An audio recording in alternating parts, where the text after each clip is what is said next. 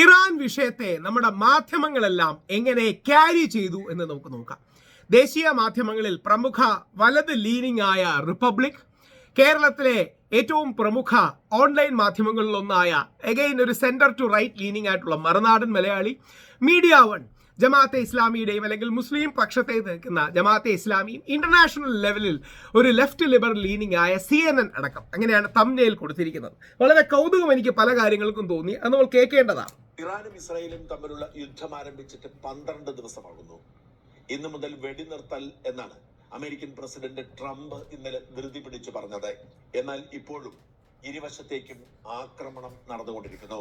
ഈ വീഡിയോ ചെയ്യുന്നതിന് തൊട്ടു മുൻപ് ഇസ്രായേലിൽ ബങ്കറിലിരിക്കുന്ന ഒരു മലയാളി എനിക്ക് സന്ദേശം അയച്ചത്, ഇപ്പോൾ ഞങ്ങൾ എല്ലാവരും ബങ്കറിലാണ്, ഇപ്പോഴും ഇതാ ഇവിടേക്ക് മിസൈലുകൾ വന്നുകൊണ്ടിരിക്കുന്നു എന്നാണ്. അതായത് ഇറാൻ ഇസ്രായേലിലേക്ക് ഇപ്പോഴും മിസൈലുകൾ അയച്ചുകൊണ്ടിരിക്കുന്നു. അതുപോലെ തന്നെ ഇസ്രായേൽ ഇറാനിലേക്കും മിസൈലുകൾ അയച്ചുകൊണ്ടിരിക്കുന്നു. ഇറാന്റെ മറ്റൊരു ആണവ ശാസ്ത്രജ്ഞനെ കൂടി ഇസ്രായേൽ വകവരുത്തി എന്ന റിപ്പോർട്ട് അല്പം മുമ്പ് പുറത്തേക്ക് വന്നിട്ടുണ്ട്. അങ്ങനെ ഇരു രാജ്യങ്ങളും ഇപ്പോഴും യുദ്ധത്തിൽ തുടരുന്നു. എന്നാൽ അമേരിക്കൻ പ്രസിഡന്റ് ഡൊണാൾഡ് ട്രംപ് പറയുന്നു, congratulations world, it is time for peace. 6 മണിക്കൂറിനകം വെടിനിർത്തൽ നടപ്പിലാക്കും. 24 മണിക്കൂറാണ് കൊടുത്തിരിക്കുന്നത്. എന്നാൽ 6 മണിക്കൂറിനകം വെടിനിർത്തൽ ഉണ്ടാവും. ഇസ്രായേലും ഇറാനും വെടിനിർത്താൻ സമ്മതിച്ചിരിക്കുന്നു എന്നാണ് ട്രംപ് പറഞ്ഞത്. യഥാർത്ഥത്തിൽ ട്രംപ് എന്താണ് പറയുന്നത്, എന്താണ് ചെയ്യുന്നത് എന്നതിനെ കുറിച്ചുള്ള ആശയക്കുഴപ്പവും നിരാശയും ട്രംപിനെ പിന്തുണയ്ക്കുന്നവർക്ക് പോലുമുണ്ട്. യഥാർത്ഥത്തിൽ ഇതിന്റെ തംബ്നെയിലായി അദ്ദേഹം ചെയ്തിരിക്കുന്നത് ഇറാന്റെ തിരിച്ചടിയിൽ നാണം കെട്ടു, വെടിനിർത്തി, തടി തപ്പി ട്രംപ് എന്നുള്ളതാണ്. ഈ വീഡിയോയിൽ നിങ്ങൾക്ക് കാണാം. അതേപോലെ ദേശീയ മാധ്യമങ്ങളിൽ ഏറ്റവും പ്രമുഖമായ ഒരു റൈറ്റ് ലീനിങ് സ്പേസിലുള്ള ശ്രീ അർണബ് ഗോസ്വാമി, എൻ്റെ അടുത്ത സുഹൃത്താണ്. അദ്ദേഹം ഈ വിഷയത്തിൽ അദ്ദേഹമാണ് ദേശീയ തലത്തിൽ ഏറ്റവും പ്രധാനപ്പെട്ട സ്ട്രോങ് റൈറ്റ് വോയിസ്. അദ്ദേഹത്തിന്റെ കാഴ്ചപ്പാടുകൾ നമുക്കൊന്ന് കേൾക്കാം. പെട്ടെന്ന് ചെറിയ ചെറിയ സ്നിപ്പറ്റ്സ് മാത്രമേ ഉള്ളൂ. Without exaggeration, I feel this is one of the weakest points America has ever been. See, Iran has done retaliatory strikes on American bases in the Middle East. I don't think Americans have realized what has happened to them today. You cannot underplay this. Look at the sequence of events. Today, Iran's missile strikes on US bases, including US base and Al-Assad, signal more than retaliation.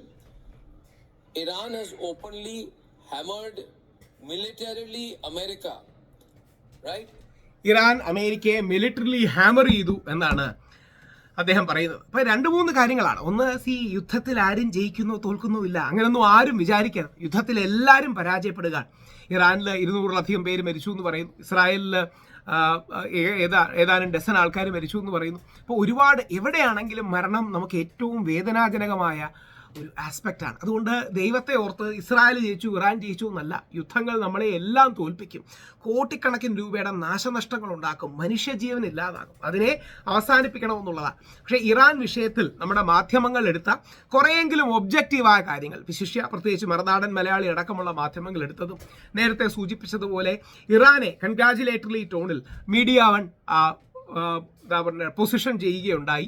CNN അടക്കം കാര്യമായ തകർച്ച ഇറാന്റെ nuclear കേപ്പബിലിറ്റീസിന് ഉണ്ടാക്കിയില്ല, മാസങ്ങൾ മാത്രമാണ് പിന്നോട്ട് പോയതെന്ന് പറയും. അങ്ങനെ ഇപ്പോൾ അർണബ് ഗോസ്വാമി അടക്കം അമേരിക്കയെ ഹാമർ ചെയ്യാൻ ഇറാന് കഴിഞ്ഞു എന്ന് പറയുകയുണ്ടായി. എല്ലാവർക്കും പ്രതിരോധം വേണം. ഒരു രാജ്യവും BA അങ്ങോട്ട് കയറി ആക്രമിക്കരുത്, BA ഇങ്ങോട്ട് കയറി ആക്രമിക്കരുത്. എന്താ പറയുക, അങ്ങോട്ടും ഇങ്ങോട്ടും തമ്മിൽ തല്ലി നശിക്കാനുള്ളതല്ല.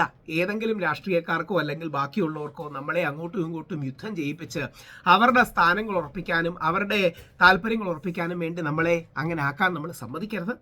അമേരിക്കയും നമ്മുടെയാണ്, ഇസ്രായേലും നമ്മുടെയാണ്, ഇറാനും നമ്മുടെയാണ്. നമ്മുടേതെന്ന് പറഞ്ഞാൽ മനുഷ്യരാശിയുടെയാണ്. ഇവരെല്ലാം തമ്മിൽ സമാധാനം ഉണ്ടാകണം എന്നുള്ള ചിന്തയാണ്. ഇറാൻ ബഹുഭൂരിപക്ഷം മുസ്ലിം സമൂഹത്തിന്, പ്രത്യേകിച്ച് ഷിയ മുസ്ലിങ്ങൾ കൂടുതലുള്ള രാജ്യമാണ്. അമേരിക്ക കൂടുതൽ ക്രിസ്ത്യാനികളുള്ള രാജ്യമാണ്, പ്രൊട്ടസ്റ്റൻസ് ആണ് അവിടെ കൂടുതൽ. ഇസ്രായേൽ ജൂതന്മാർ, 80% ജൂതന്മാരുള്ള രാജ്യമാണ്. ക്രിസ്ത്യാനികളും ജൂതന്മാരും മുസ്ലിങ്ങളും തമ്മിൽ സമാധാനം ഉണ്ടാകണം. ആ സമാധാനത്തിന് വേണ്ടിയാണ് നമ്മുടെ ഇന്ത്യ ഹിന്ദു ഭൂരിപക്ഷ രാജ്യമാണ്. ഇന്ത്യ കൂടുതൽ ശബ്ദിക്കേണ്ടത്. അതായത് ജൂതന്മാരും ക്രിസ്ത്യാനികളും മുസ്ലിങ്ങളും ഇവർക്കിടയിൽ ആ അർത്ഥത്തിൽ പോസിറ്റീവായ ഐക്യം ഉണ്ടാകണം. എല്ലാവരും എബ്രഹാമിൻ്റെ മക്കളാണ്, അല്ലെങ്കിൽ മോസസിനെ അംഗീകരിക്കുന്നവരാണ്, പ്രവാചകൻ എബ്രഹാമിനെ അംഗീകരിക്കുന്നവരാണ്, മൂസാ നബിയെയോ മോസസിനെയോ മോശയോ ഒക്കെ അംഗീകരിക്കുന്നവരാണ്.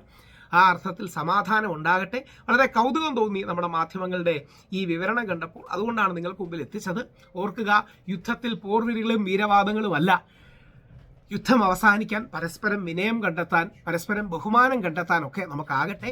ഇറാൻ ഈ ബേസ് ആക്രമിക്കുന്നതിന് മുമ്പ് അമേരിക്കയെ അറിയിച്ചിരുന്നതായി ഡൊണാൾഡ് ട്രംപ് തന്നെ പറയുന്നുണ്ട്. അതായത് അമേരിക്കൻ ബേസിൽ ആക്രമിക്കുന്നതിന് മുമ്പ്. അപ്പോൾ ചില കാര്യങ്ങൾ റിറ്റാലിയേഷൻ ചെയ്യാൻ വേണ്ടി ചെയ്യുന്നതാണ്, എന്നാൽ ആരെയും കൊല്ലാൻ വേണ്ടിയല്ല. തിരിച്ചു അതേപോലെ ആകട്ടെ.